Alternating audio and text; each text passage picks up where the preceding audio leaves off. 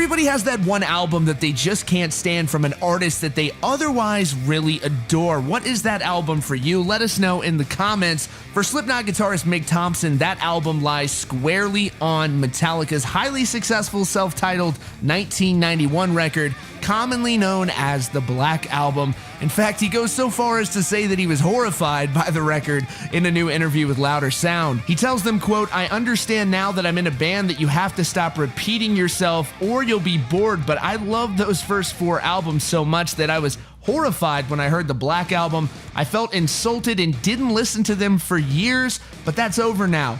Are there similarities to how Slipknot have changed? I don't think so, and besides, I certainly never cut my hair."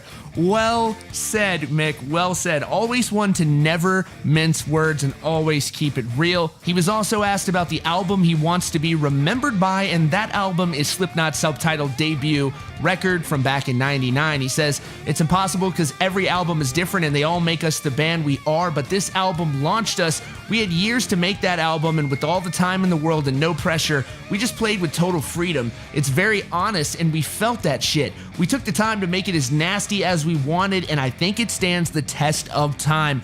Indeed, it does stand the test of time. Great record. Here's a fun fact about the Black Album. It's the greatest selling CD of all time. and they got that honor back in 2009. The artist that they passed was none other than, oddly enough, Shania Twain for her 1997 record Come On Over, which featured hits like "Man, I Feel Like a Woman." Slipknot drummer Jay Weinberg recently posted an update from the studio on their highly anticipated new album that they are currently in the studio for. Jay posted the following caption: "In case you're wondering what kind of album we're making," and let's just say that he probably could have scraped that off of the drum head and donated it to the Red Cross. My goodness. Yeah, Jay is bringing the heat on this record, it appears. Corey Taylor also shared this photo from the studio saying, "Guess what we're doing?" And of course, that sent Slipknot fans into a frenzy. Post got a whopping 82,000 likes. Damn. People are clearly stoked for this Slipknot record, as they should be.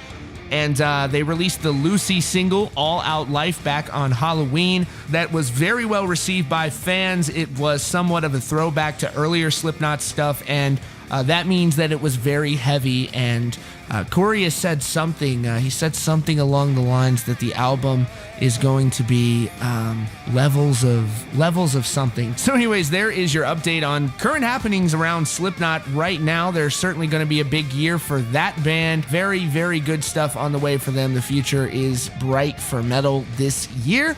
And regardless of whether or not we are ever embraced by the mainstream, this is good stuff. Check out these records.